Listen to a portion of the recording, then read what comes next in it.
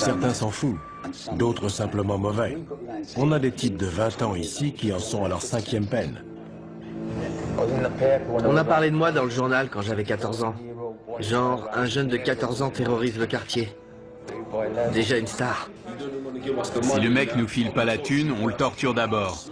Genre un coup de marteau dans la tête ou on lui brûle les orteils au chalumeau. Après, s'il a vu notre visage, on est obligé de le tuer. Ils n'ont pas bien conscience des règles. On leur dit non et ils se retournent en disant « je vais t'éclater ». Vous allez faire quoi? Vous allez faire quoi? Tout peut arriver. On peut être là en train de parler à un détenu et la seconde d'après, il y en a un qui se prend une queue de billard dans la tête. Hein? Vous allez faire quoi? Bienvenue en enfer. Mettez-le à terre! La prison d'Aylesbury, dans le Buckinghamshire, abrite les criminels parmi les plus dangereux de Grande-Bretagne. Ouf ça. On y croise des meurtriers, des violeurs, des malfrats et des pédophiles. Le plus effrayant, c'est que les plus âgés d'entre eux ont tout juste 21 ans. Un détenu sur 5 purge ici une peine à perpétuité ou d'une durée indéterminée pour protéger la société compte tenu de la gravité de leurs crimes. Pour garder le contrôle de la situation, les surveillants doivent faire preuve d'une vigilance permanente. Mes chaussures? Mais ils doivent également aider ces jeunes à reconstruire leur vie brisée. Ils ne sont pas faciles à gérer.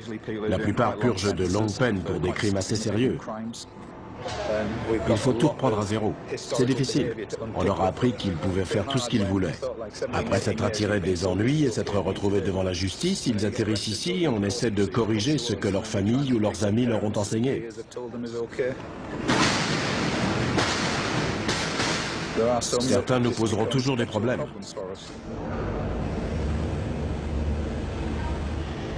Aylesbury est un établissement redouté au sein de la population carcérale.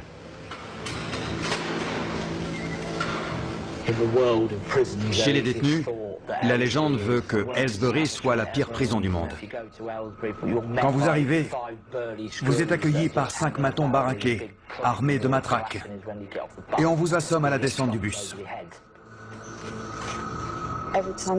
Ceux qui arrivent ont peur parce qu'on leur a dit qu'il y avait des problèmes de gang, des bagarres tous les jours, 4 à 7 par jour.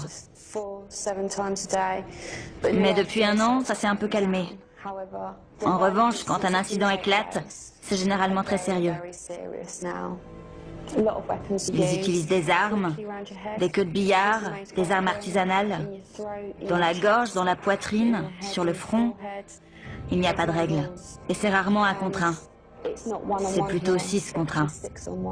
Si le personnel n'intervenait pas, il pourrait y avoir des morts. Caspian Hogg est le dernier arrivé. Il a 18 ans. Après avoir été incarcéré dans un établissement pour mineurs, il a été envoyé ici en raison de problèmes disciplinaires.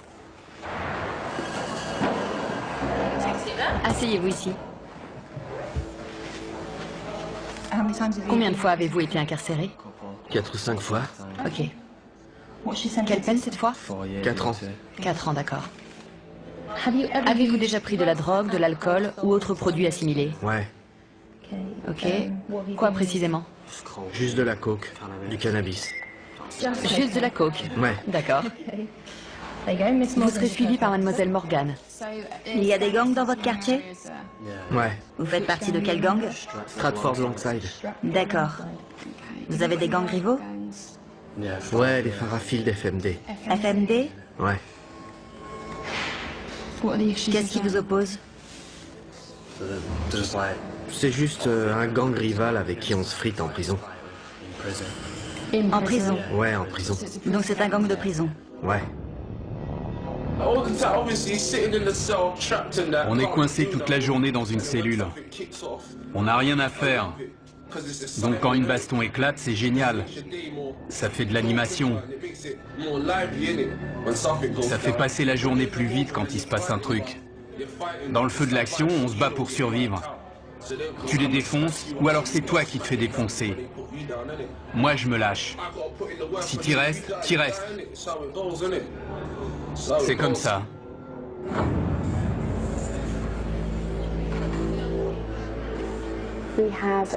On a des membres de gangs venus de Liverpool, de Birmingham, de Londres, et ils sont tous rivaux.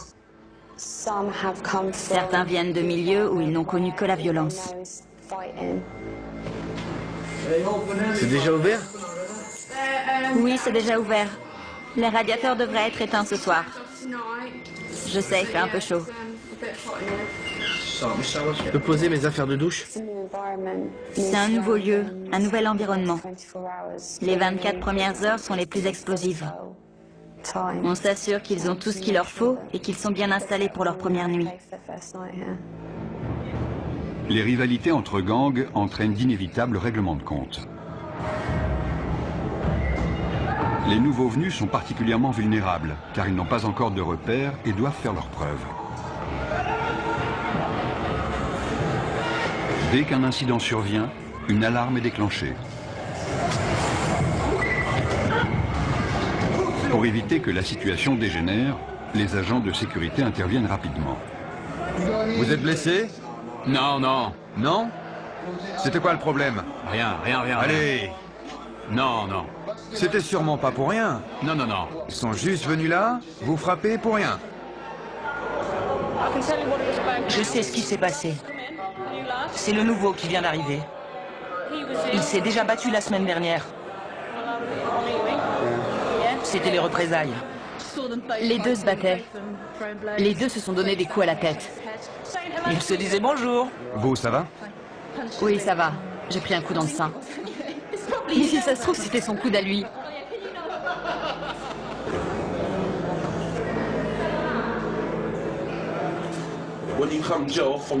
Quand on vient de la rue et qu'on arrive en prison, c'est encore plus violent que dans la rue, parce que tous les mecs de la rue sont réunis au même endroit. C'est pire. J'ai grandi au milieu de la violence et j'aimais pas vraiment ça, mais en maison de redressement, on voit beaucoup de violence, alors on s'habitue. Et puis on finit même par aimer ça. Si je te connais, si je sais avec quel gang tu traînes, dès que je te vois, je t'éclate. Et si je sais que t'as planté un de mes potes, je te fais la même chose. Donc vous surveillez constamment les nouvelles arrivées dans votre bâtiment. Ouais. Ils en ont mis dans l'LC, juste à côté. Si je les croise, je les défonce direct. C'est clair. Le quotidien en prison, c'est pas la joie. Vous pouvez être le mec le plus balèze avec la plus grosse réputation, il faut quand même surveiller vos arrières. On est tout le temps parano, tu vois. On est sur nos gardes tout le temps, on surveille les autres. On est tous des criminels ici. Comme je l'ai dit, des fois mon but c'est de faire mal à quelqu'un. Des fois je me réveille le matin et je suis pas d'humeur pour ça. Sérieux. Et des fois je me dis que je vais lui mettre la raclée de sa vie. Je me dis, quelle différence ça fait. Je sais qu'il me reste que 10 mois à tirer, mais autant aller lui régler son compte. Au cours de leur période d'intégration, avant d'être installés, on propose aux détenus de travailler ou de suivre des cours. Ceux qui acceptent pourront passer plus de temps dans les espaces communs. Il n'y a que 3 surveillants à cet étage et jusqu'à 50 détenus peuvent sortir de leur cellule. C'est le moment dangereux de la journée. Il faut rester très vigilant. On peut avoir tendance à se relâcher parce que 90% d'entre eux sont très corrects. Mais il faut se méfier, c'est notre boulot. La situation peut dégénérer à tout moment. Caspian et 2 nouveaux arrivants ont forcé le passage pour s'introduire dans une cellule.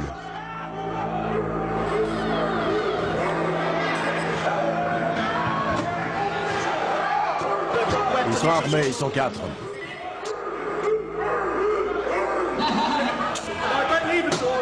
Les détenus ont barricadé la porte. Les surveillants ne peuvent pas entrer. Je veux voir tous les détenus dans leurs cellules.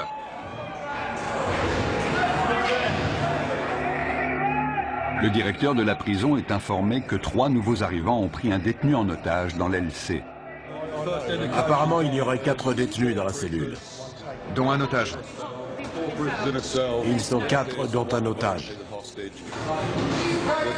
On va envoyer des négociateurs devant la porte pour tenter d'établir un dialogue et on avisera. Ma vie est en jeu. C'est pour ça qu'on doit menacer la sienne. D'accord, on va transmettre ce message au directeur. Vous comprenez? On est en danger de mort. On est forcé de faire ça. Je comprends. 3 d'entre eux viennent d'autres prisons. Ils avaient prévu leur coup. Notre priorité, c'est l'otage. Si vous faites pas venir le directeur, je le viole. Je vais le violer. Écoute, tu n'as pas à lui faire de mal. On t'écoutera de toute façon. Le négociateur joue un rôle clé car il analyse la situation pour nous. Si nous sentons que la vie d'un détenu est en danger, il est clair que les négociations sont terminées et qu'on doit intervenir. L'otage doit avoir conscience que le personnel est présent et jauge la situation car ils disent tous « je vais le tuer ». Mais est-ce qu'ils veulent vraiment le faire? J'aime pas cette prison, c'est tout. Je l'aime pas.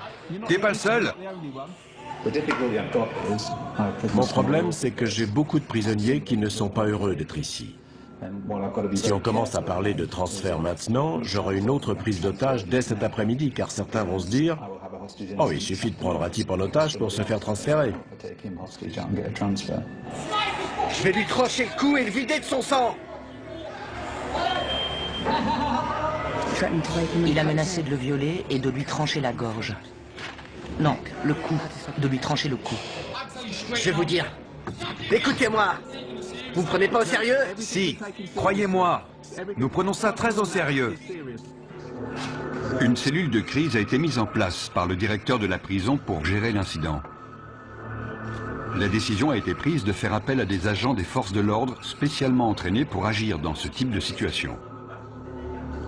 L'otage avait un t-shirt noué autour du cou, il était assis sur le lit, ils sont armés d'un couteau en plastique et de morceaux de verre. Ils ne veulent pas être ici. Ils ne se sentent pas en sécurité. Ils veulent retourner plus au nord, vers Liverpool ou Manchester. Il y en a un qui est arrivé hier, un autre il y a 9 jours. Ils viennent tous du même coin. Ils se sentent menacés par les gars de Londres.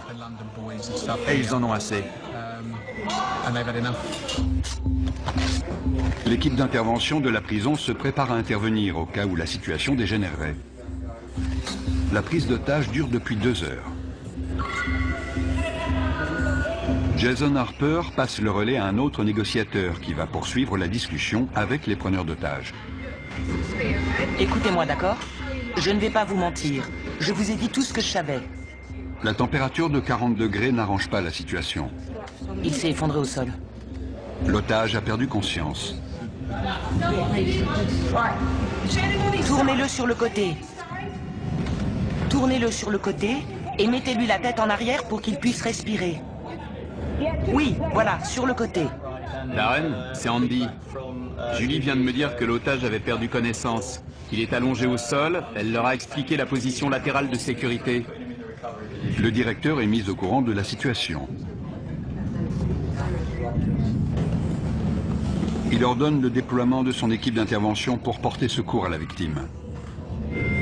Vous m'avez dit que vous vouliez sortir. J'attends qu'on me dise comment ça va se passer. Ensuite, la situation va se débloquer. Au bout de 3 heures, les preneurs d'otages acceptent de se rendre calmement. Où il est? Je veux le voir. L'otage, il sort en premier? Non, il sort en dernier. Comment tu t'appelles? Caspian. Les mains sur la tête. Sors calmement, par ici. Caspian Hogg, l'initiateur de cette prise d'otage, est conduit vers le quartier disciplinaire. Le détenu qui est arrivé hier venait déjà du quartier disciplinaire de son précédent établissement. Il est connu pour des faits de violence, d'agression de personnel, de port d'armes, de barricades. Il a tout fait. Il vient du nord du pays. Il a beaucoup d'influence sur les autres et il s'en est servi. Mais on est formé pour ces situations, donc ça va aller. On va descendre au quartier disciplinaire pour une fouille intégrale. Je suis le responsable, donc j'y participerai. Chacun sera tenu à l'isolement en attendant qu'une punition soit décidée. Nous sommes responsables des détenus les plus problématiques de l'établissement. S'ils enfreignent les règles ou s'ils présentent un risque pour les autres ou pour l'établissement, ils sont envoyés au quartier disciplinaire pour une période donnée. Notre priorité, c'est de calmer les prisonniers énervés et de leur faire entendre raison. Il faut aussi qu'on soit attentif à tout comportement potentiellement violent. Hé, Caspin! T'as réussi? J'y suis presque, mon pote! Presque!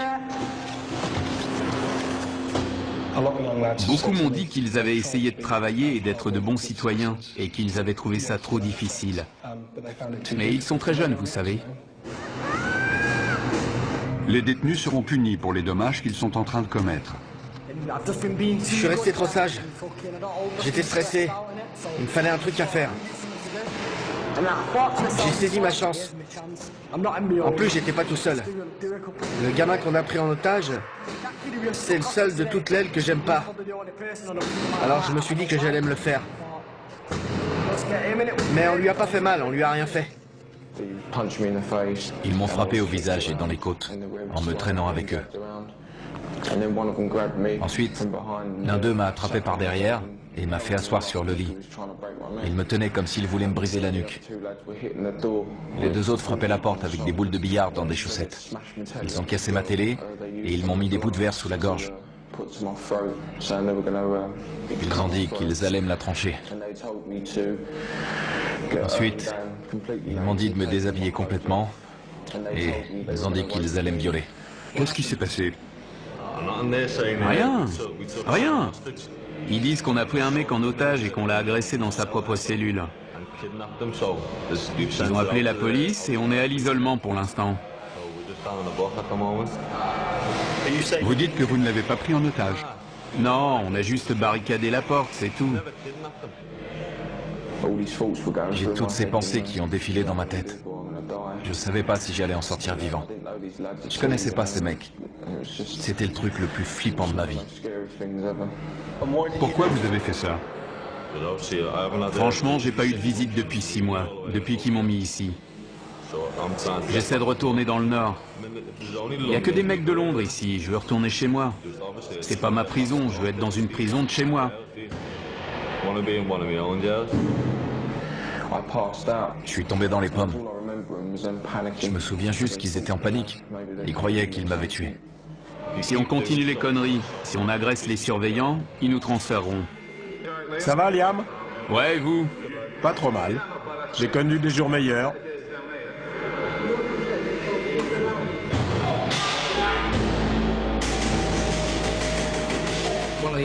Un des détenus a inondé sa cellule. Il est armé. Il a cassé le manche de son balai. On lui a demandé de nous le remettre. On va le déplacer dans une cellule où il n'y a pas d'eau. C'est trop court. Il doit lui en rester. Le détenu a jeté les morceaux de manche à balai dont il se servait comme arme. C'est trop court. Pourquoi vous avez gardé ce morceau, hein? Je vous avais dit de tout jeter. Reste sur le côté. Déverrouille la porte et je la pousserai. Reculez vers nous. Doucement.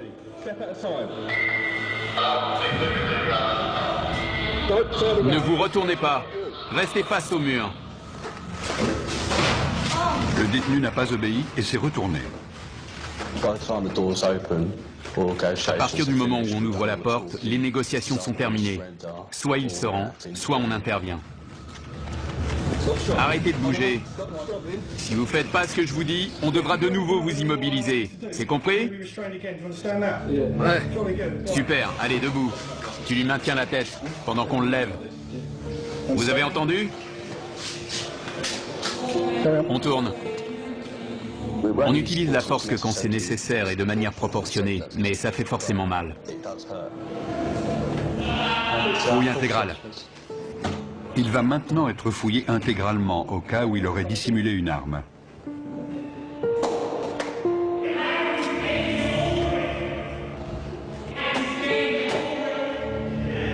Retournez-vous.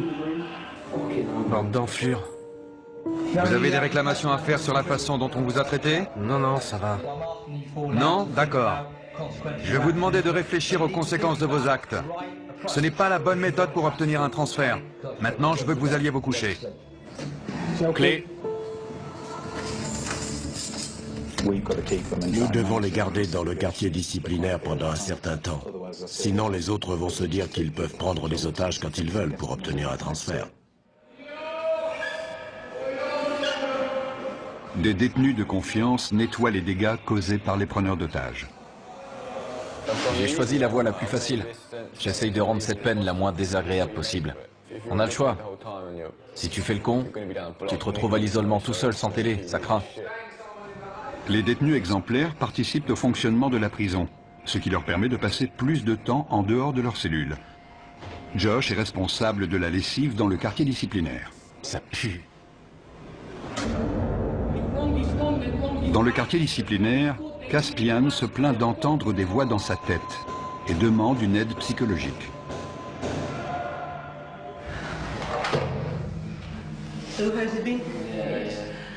Je dois déterminer si vous êtes du genre manipulateur. Manipulateur?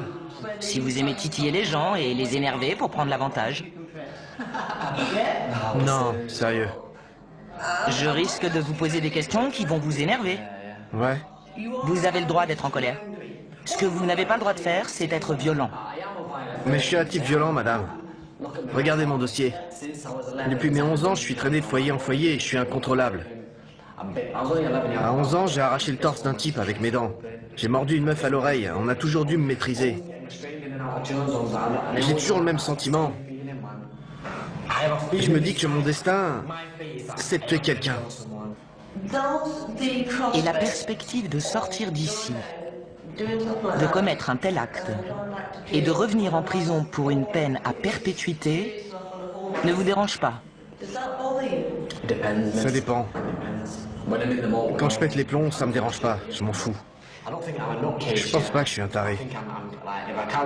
Mais si on m'aide pas maintenant, je vais finir par le devenir. Je ne suis pas convaincu à 100% qu'il souffre de troubles mentaux. Il souffre de troubles émotionnels, ça c'est sûr. Car non seulement il a des pensées violentes, beaucoup de gens en ont, ce n'est pas idéal, mais ce n'est pas un drame, mais il prend plaisir à être violent, ce qui alimente ses pensées et ses fantasmes. Je pense que son comportement pourrait le conduire au meurtre.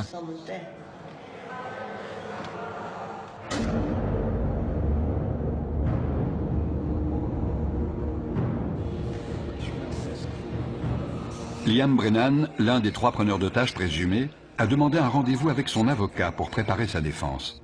On voulait juste le choper dans sa cellule et fermer la porte. Mon rôle n'est pas de minimiser le délit, mais d'essayer de comprendre pourquoi et comment c'est arrivé, et quelle a été ton implication. Tu ne peux pas dire, c'est pas moi, j'ai rien fait. Ça, il te croira jamais. Écoute, différentes peines sont envisageables. J'espère que le juge optera pour des jours supplémentaires. J'ai pas le droit à l'erreur. J'avais pas parlé à ma femme et à mon gosse depuis 1 an. Elle m'a recontacté il y a quelques jours et je lui ai dit que je sortirais le 11 décembre. Les services pénitentiaires ont décidé de ne pas poursuivre Liam. Il se retrouve donc en commission de discipline. Asseyez-vous, monsieur Brennan. Je suis juge, je n'ai aucun lien avec cet établissement, vous comprenez? Oui. Vous êtes représenté par monsieur Ahmad, c'est exact? Oui, monsieur le juge. Pouvez-vous vous identifier, s'il vous plaît? Jason Harper. Vous serez le témoin de cette affaire? Oui. Il est dit que le 29 mai, vous avez retenu une personne contre son gré. Coupable ou non coupable? Non coupable. Monsieur Ahmad? Qu'avez-vous vu monsieur Brennan faire exactement? Il a passé beaucoup de temps à la porte avec moi pour m'expliquer leurs intentions. Je ne veux pas parler à votre place, mais si je comprends bien, il n'a pas menacé ni brutalisé d'une quelconque façon la victime. C'est exact. Lorsque vous étiez dans la cellule, avez-vous exprimé clairement votre désir de coopérer avec... Vous orientez l'accusé. Oui, monsieur le juge. Ne le faites plus. Vous connaissez la loi et la notion de complicité. C'est comme le chauffeur du véhicule qui attend les braqueurs de banque. Il se rend coupable de vol même s'il n'a pas pénétré dans la dite banque. Monsieur Brennan n'a apparemment eu aucun contact physique avec ce détenu qui était apparemment séquestré. Avez-vous vu les autres retenir la victime? Je n'ai vu personne le retenir.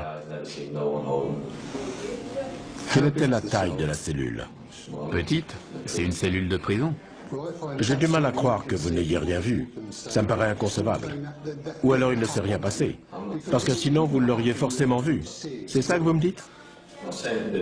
Je dis pas qu'il s'est rien passé. Je dis juste que j'ai rien vu. Je regardais de l'autre côté, vous avez entendu Monsieur Harper. Je lui ai parlé pendant un long moment. Il est très clair pour moi que vous étiez tous les trois complices dans cet incident et je n'ai aucune hésitation à vous déclarer coupable. Je vous impose 32 jours de détention supplémentaire. Vous avez tout compris? Oui, j'ai compris. Cette procédure est terminée, merci. Pourquoi n'a-t-il pas été mentionné que la victime avait été dénudée et menacée de viol? Ça m'a surpris. Ouais, ça m'a étonné aussi. C'est mon jour de chance. L'agression n'a pas fait l'objet d'une poursuite pénale car la victime a eu trop peur pour témoigner.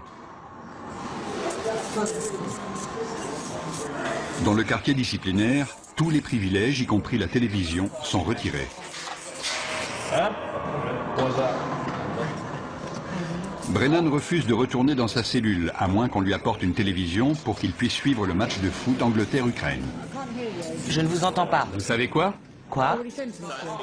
Je suis coincé ici 2 semaines sans télé, donc je m'en fous de m'attirer des ennuis. Liam, je ne veux pas que vous restiez ici plus longtemps que nécessaire, car vous êtes quelqu'un de bien. C'est vrai. Je peux vous proposer des activités, de la peinture, ou alors vous pouvez demander des cours. Moi? Demander des cours? J'ai pas suivi de cours depuis mes 11 ans, demander des cours? J'ai pas envie de me pendre. Michel Morris parvient enfin à convaincre Brennan de rejoindre sa cellule. Pour sa participation à la prise d'otage, Caspian est condamné à 38 jours de détention supplémentaire. Caspian, c'est votre dernière chance d'obtempérer. J'ai dit non. Les surveillants tentent de le raisonner, mais il refuse de retourner dans sa cellule. Il sera envoyé dans le quartier disciplinaire jusqu'à ce que le directeur estime qu'il est capable de rejoindre les autres détenus. Caspian, si tu ne suis pas nos instructions, on t'immobilisera de nouveau. D'accord? Personne n'est au-dessus du système.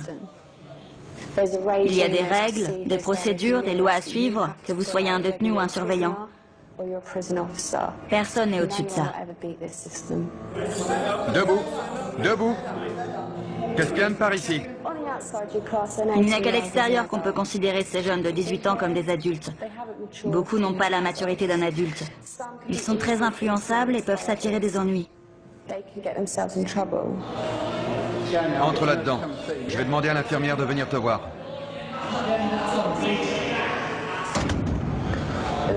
S'ils me remettent avec les autres, je vais vous dire la vérité. Je vais faire mal à quelqu'un. Sérieux, je déconne pas. S'ils me remettent là-bas, je vais choper un de ces connards et je vais le défoncer comme il faut. Je suis sérieux. J'ai l'impression d'avoir une double personnalité. Tout m'énerve, tout le monde m'énerve. J'aimerais parler à quelqu'un, mais j'ai la tête en vrac. J'ai l'impression qu'elle est énorme. Il y a tellement de trucs là-dedans, je me sens vraiment en colère. Je suis en rogne. Il y a certains détenus que je n'aimerais pas voir libérés avant très longtemps. Parfois, on travaille avec eux simplement pour les aider à gérer le fait qu'ils sont en prison. Mais je n'ai jamais rencontré de détenu que je ne pensais pas pouvoir aider à répondre à son environnement de façon plus positive.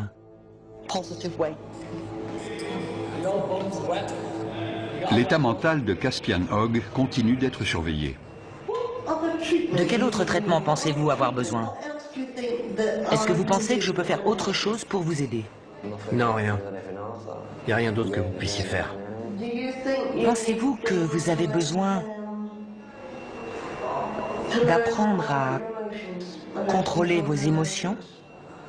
Non, je crois pas. Je connais mes émotions et je crois plutôt que j'en ai pas assez. J'essaie de pleurer, mais j'y arrive pas. Je peux pas pleurer. Sauf des fois, ça vient sans prévenir, ça arrive. Vous voyez de quoi je parle? Je pleure pas quand il se passe un truc triste. Ça m'arrive même de rire. Pour vous, est-ce plus normal de penser à ce que ressentent les autres ou de ne pas y penser? Ça dépend des moments. Là, c'est moi, je suis là, je vous aime bien. Vous me comprenez? Mais si vous tombez sur moi un autre jour, quand je suis en mode furieux, je vois des choses différemment. Tout est en vrac. Je pense comme un psychopathe.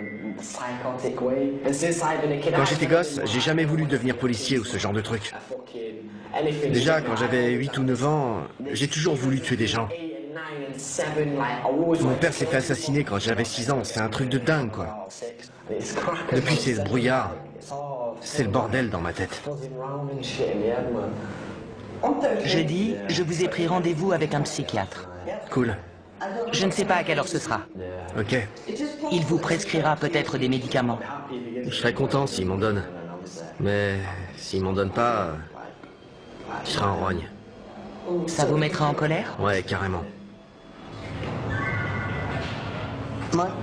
Je suis convaincu qu'on ne naît pas bon ou mauvais. On apprend de notre environnement comment réagir au monde qui nous entoure. Et certains apprennent que la meilleure façon de réagir à ce monde, c'est par l'agression ou la violence. Super papa, tu sais comment je t'aime? Et quand tu l'ouvres, c'est marqué gros comme ça. Le père de Caspian a été assassiné quand il avait 6 ans. Il est donc très conscient de son rôle de parent. Je veux pas que mon fils grandisse dans les mêmes conditions que moi. J'avais 14 ans quand je l'ai eu, mais j'ai vieilli. À l'époque, j'avais pas toute ma tête. Je faisais que fumer de l'herbe, voler, j'étais débile. J'étais un gamin, donc je faisais des trucs de gamin. Maintenant, j'ai mûri. Il faut que je prenne mes responsabilités pour mon fils. Je veux qu'il aille à l'école pour qu'il soit intelligent. Je veux pas qu'il finisse comme moi dans la rue ou en prison. Qu'il soit obligé de commettre des crimes. Je vais être là pour lui, qu'il puisse me parler ou me demander de l'argent quand il en a besoin. Je vais être un père pour lui, c'est tout. Il faut que je sois un bon père. C'est con de jamais le voir, c'est vrai. C'est horrible. Il faut tenir le coup et pas lâcher l'affaire. Je peux lui parler de temps en temps, c'est déjà ça. Devon avait 15 ans quand son fils est né. À l'époque, je voulais pas de gosse, tu vois. Mais c'est arrivé comme ça. Elle m'en parlait tout le temps. Et alors je me suis dit, pourquoi pas? Quelqu'un va peut-être te régler ton compte demain. Tu sais pas où tu vas finir, alors autant pas perdre de temps. Vous avez vraiment pensé à la mort à ce moment-là? Ouais, évidemment. Dans mon quartier, il y a beaucoup de violence. Des gens meurent tout le temps. On n'est jamais à l'abri, ils peuvent vous dégommer quand vous traversez la rue. Pour certains détenus, le téléphone est le seul moyen de rester en contact avec leur famille. Ouais, tu me manques, bonhomme. Non, tu peux pas venir me voir. Papa est occupé. Papa nourrit des animaux. Je sais pas comment ça se met. Je veux pas que ça lui tombe dessus. Dans la chapelle de la prison, Josh se prépare pour la fête des pères. Exceptionnellement, les détenus exemplaires sont autorisés à passer du temps avec leurs enfants. Je peux jouer avec lui? On peut se rouler tous les deux par terre, je peux lui courir après. Une fois, il voulait que je vienne l'attraper, mais je pouvais pas aller plus loin. Je suis heureux de pouvoir passer 5 heures avec lui au milieu des rires et des pleurs. J'ai envie de l'attraper et de lui faire des câlins. Tu peux ouvrir la bouche? Bravo. Ça me plaît pas de le voir se faire fouiller, mais je préfère avoir cette relation avec lui. J'ai de bonnes raisons de changer. J'ai un gosse et une fiancée, une famille qui a besoin de moi. Pour être honnête, si j'avais pas ma famille, je me serais sûrement pas comporté aussi bien. Viens là, mon grand. Ils ont besoin de moi. Ils comptent sur moi pour sortir d'ici. Où elle est, ta cape? Tu fais ton timide? Si je me comporte bien, je retrouverai ma famille. C'est simple. Si je joue le jeu, je gagne tout. Sinon, je perds. Comment ça va, ma belle? Oh, arrête.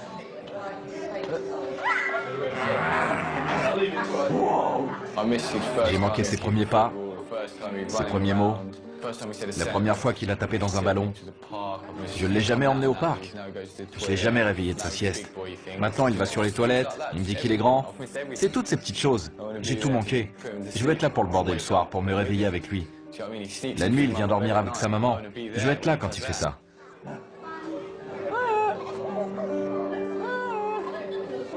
Messieurs, dames, s'il vous plaît, vous pouvez vous dire au revoir? Tout va bien. Quand j'ai su que j'allais en prison, je pensais qu'elle allait m'oublier. J'avais que 18 ans. Et on était ensemble depuis 2 ans et demi. C'est un vrai test pour des adolescents, de rester fidèles et loyaux. Quand on est en prison, on ne pense qu'à ça.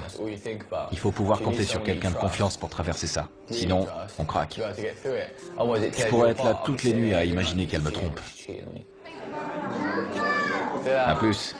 Je t'aime.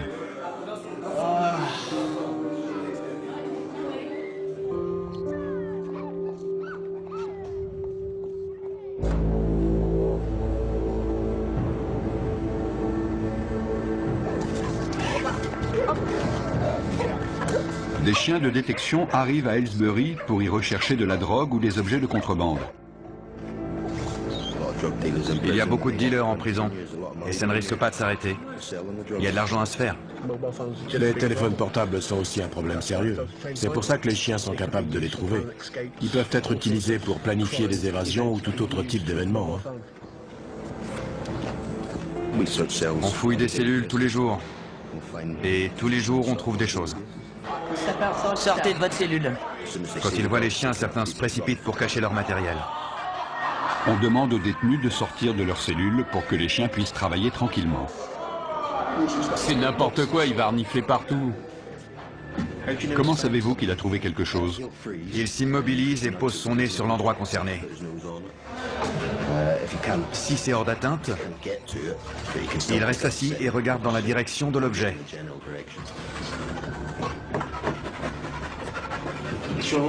Il a l'air très intéressé par la fenêtre. Je vérifie s'il n'y a rien à l'extérieur. Il a peut-être senti une odeur de joint qui venait de la rue. Il reste concentré sur la zone autour de la fenêtre et du lit. J'étais en train de pioncer et ils amènent un chien dans ma cellule pour renifler partout. C'est n'importe quoi. Notre équipe fouille la cellule pour essayer de trouver ce que le chien a senti. Il semblait concentré sur une zone en particulier, donc c'est là qu'on fouille en premier. J'espère qu'on va trouver quelque chose. Les chiens poursuivent leur inspection des cellules. Ça sent dès qu'on l'ouvre. Il a fumé dans sa cellule, c'est sûr. Le chien va nous dire si la drogue est encore là. Oui, ça sent. Il y a de la drogue et des téléphones partout dans la prison. Avant, tout le monde planquait ça dans le meuble de l'évier en retirant les vis avec un coupe-ongle ou un truc dans le genre. Je vous en dirai pas plus. Avec un téléphone, on peut appeler qui on veut, envoyer des textos, parler à sa chérie le soir, vous voyez ce que je veux dire. On peut dire ce qu'on veut, gérer ses affaires, son fric, tout ça. Vous avez déjà eu un téléphone ici? Ouais, mais c'est trop de pression. On devient parano. Ils finiront toujours par le trouver. La première fois, on est là, ouais, ils le trouveront jamais. On se croit le plus fort et puis ils finissent par en trouver un chez un mec et là, tu peux être sûr qu'ils vont le faire parler. La semaine d'après, boum, un autre passe à table. On n'est jamais tranquille parce qu'ils savent tout ce qui se passe ici. Ils cachent parfois leurs affaires au fond de leur poubelle. Ils croient qu'on va pas les fouiller parce que c'est dégoûtant. Des cartes SIM, des téléphones, il y a tout. On a toujours un cran de retard parce que dès qu'on trouve quelque chose, ils cherchent une autre cachette. Une antenne cassée, ça peut servir d'arme. Il en a plus besoin, on l'apprend. Ils aiment regarder des images, évidemment. Je veux pas savoir ce qu'il fait avec ça.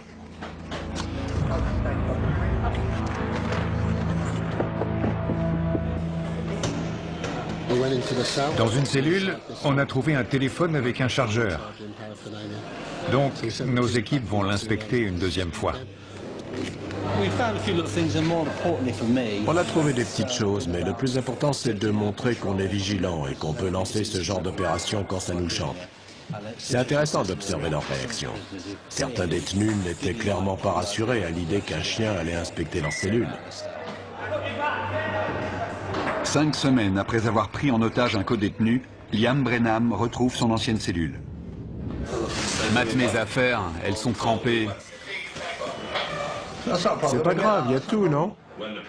C'est une photo de mon fils, ça. C'est pas normal, non?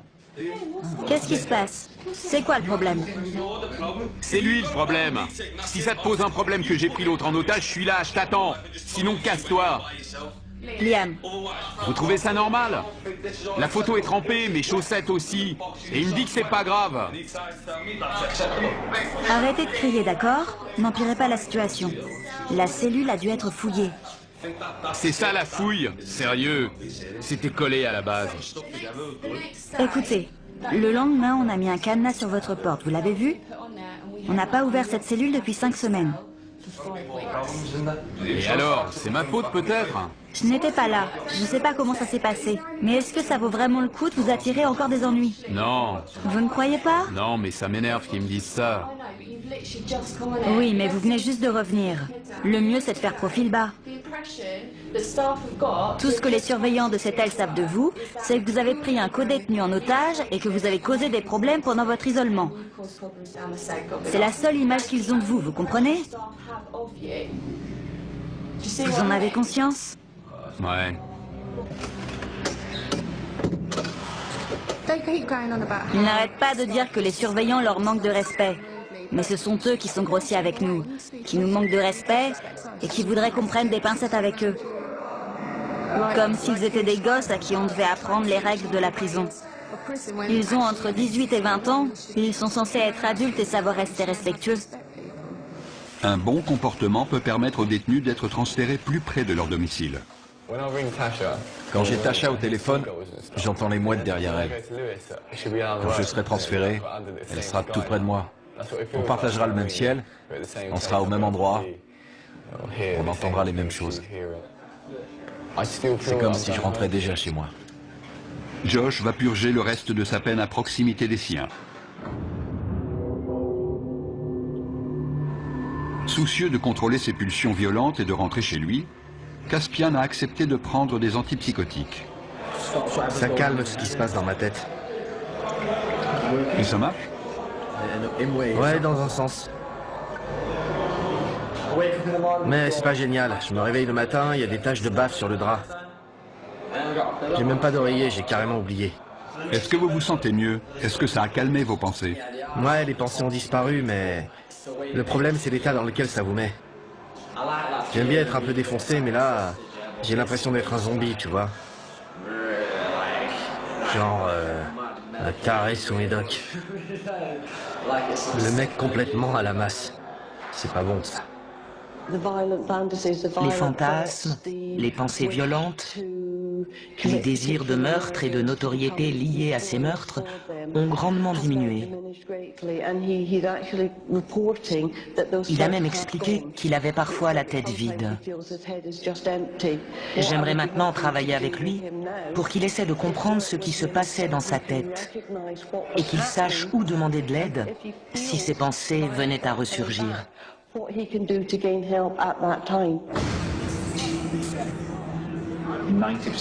90% des détenus que nous accueillons ici vaquent à leurs occupations et font ce qu'on leur demande. Il peut y avoir de petits incidents, mais c'est tout. Ce sont les 10% restants qui causent la majorité des problèmes. Ils ne veulent pas rester tranquilles ni faire ce qu'on leur dit. Ils se rebellent constamment. Ils essaient de créer le désordre pour saper notre travail.